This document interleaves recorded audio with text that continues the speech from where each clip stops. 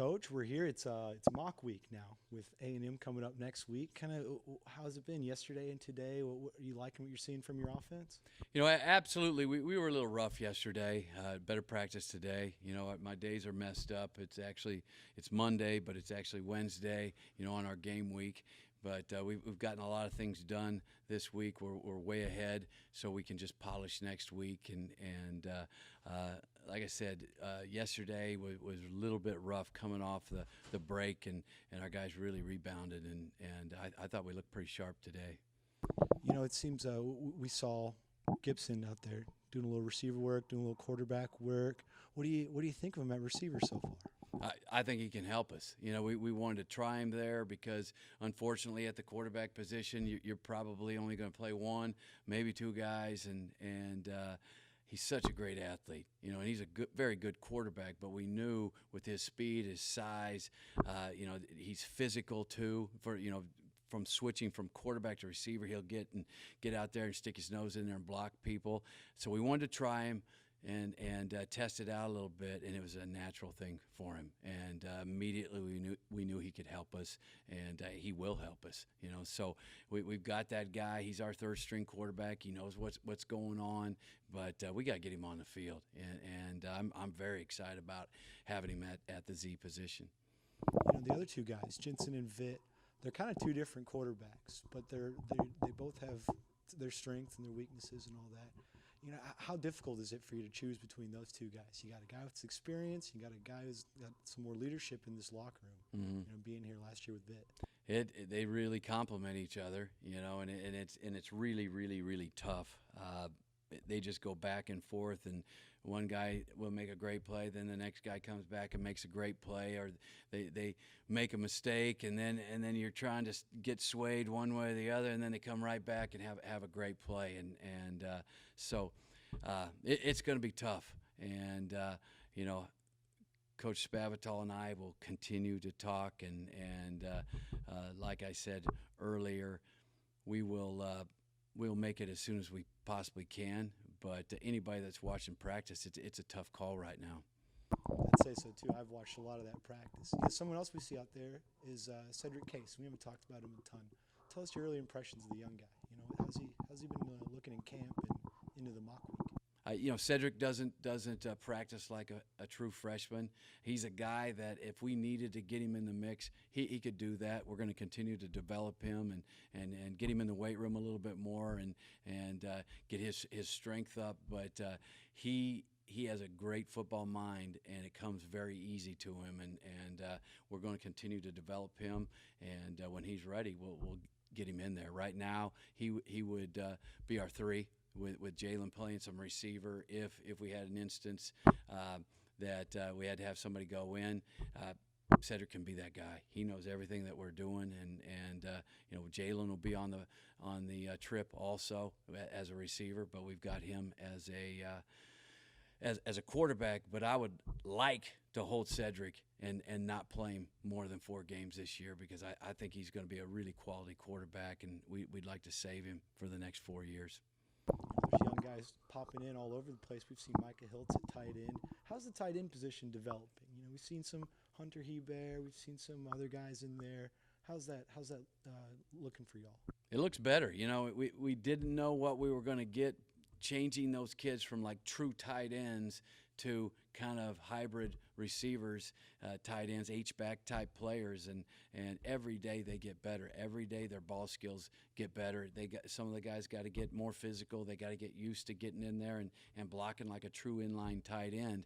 But I think that they're improving. We got to continue to get stronger, continue to put weight on, because that's where we're lacking right now. Some of the guys are light, and we've got to continue. I wish I had that problem, that I could go and eat as much as I wanted, and those guys should take advantage of it. With the offensive line, remember when we talked to Coach McGuire before, we were talking about how he had 40 consecutive games with the same starters. And it kind of seems like the end of fall camp and now the first unit's almost kind of solidified on that offensive line. How important is that cohesion to kind of get those guys on the same page as the starters? It's huge. It's huge. They've got to know each other and what they're thinking and what they're going to do. And once we kind of settled on 5, that's when we felt like we were kind of moving forward as an offense. And in the spring, we didn't know these kids. We didn't know what they could do, and we just kept piecing it together. And Coach McGuire's done a fantastic job, doing that and then bringing those 5 together. Now we got to get the next 2 or 3 guys that we're going to slide in there. If somebody needs a blow, who's the next guy in? And it may be a guy that has to play 2 or 3 different positions. We're not fortunate to have 10 guys, we think, that can go in there and play for us. We're probably going to have 7, maybe 8. We were talking, you and I were a few weeks back about receivers, how you want to get their routes crisp and everything. Have you seen progress there? Is it still a little bit of work? Or? Yeah, they're making a lot of progress. And they're seeing that when they do finish a route and run it perfect and finish the top of the route, that's what we preach to them, that they have a lot more success. And things are a lot more open when you just put that little bit extra on the top. Our guys are getting physical. They're better with their releases. Their ball skills are getting better. We can put the ball up. They'll go get it. Those things are daily that we continue to rep the same things over and over again. We want our guys to get tired of these drills because we pick out the things that we want to be great at. We work the heck out of them every single day, and we're seeing that. If you drill something every day to keep them interested, something different, then you're average at everything. We've picked out the things that we want to get good, and we've come a long way. With this mock week, what is one thing you really want to see your offense improve on it and kind of get down with this game leading to A&M next week? Well, just consistency this week, and you've got to practice like you're going to play a game, and we can't have drops, we can't have busts, mental errors, running wrong routes, those things, and we had that yesterday. We were dropping some balls, we were running the wrong routes. It was just a really weak mental day. And we've got to be better than that if we want to be prepared to play against one of the best teams in the country. You got to be perfect, and mentally you got to be stronger than that. And it's hard, when you're tired and you've been going forever. You got to go out to another practice, and you got to find a way to lock in and do your job for that small amount of time in the day. So consistency all week. Then we've got to come in. They're all going to be excited, next week and this week. It's still mock week, and so we've got to finish this one off very, very sharp. Then next week it's got to be perfect every single day with a lot of intensity.